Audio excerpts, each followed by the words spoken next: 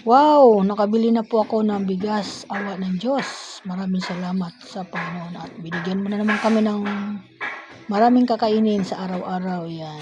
Nakabili ako ng dalawa. Ay, yung isa nandito sa tindahan. Yung isa nandun sa bahay. Yan. Para ayaw ko kasi yung nauubusan ako ng bigas. Pinaka number 1 sa akin ang bigas. Kasi ako po pwede ako kumain ng walang ulam. Basta't may kanin lang po. Okay na sa akin. Masaya na ako dun. Yan. Yan. Ako po ay nag-video ngayon dahil sa aking pagtambay ngayon dito. Nagpahinga ako ngayon, hindi muna ako sumama. Kasi kahapon nakasarado ang tindahan ko. Sumama ako dun sa anak ko. Pero ngayon, yan, nagpahinga sila. Hindi sila nakapagtinda kasi nakagat ng aso yung amin driver yung asawa. Kaya sinamahan muna niya magpa-injection doon sa pa-injeksyonan ng hayop.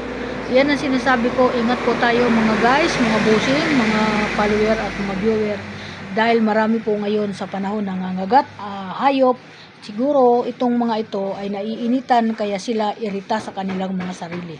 Ingat po tayo sa atin mga alaga kasi baka tayo po ang kagatin. Yan, kagaya po noon. Ako po, tapos na po ako, nakagat pusa naman. Galit ang pusa, hindi ko naman siya inaano, bigla lang din ako sinunggaban.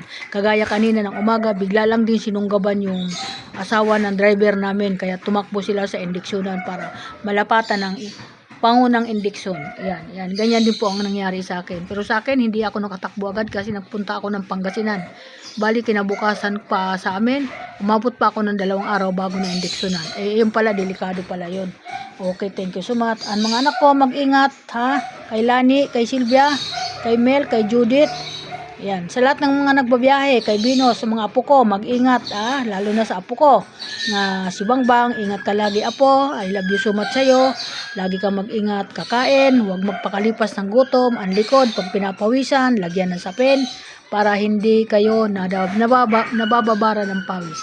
Ikaw din, Lani, lagi mo lagyan yung likod mo ng towel kasi mabuti yung laging nilalagyan ng towel para hindi ka na pupulmonya. Thank you so much sa lahat. Welcome to my vlog. Ang aking Miss Prinsesa dito, tagabantay yan, inayos ko, akala ko tutumba. Hindi naman, natanggal lang yung kalso. Okay, thank you. Bye-bye, ingat. I love you so much. Welcome to my vlog. I love you everyone. Ayan.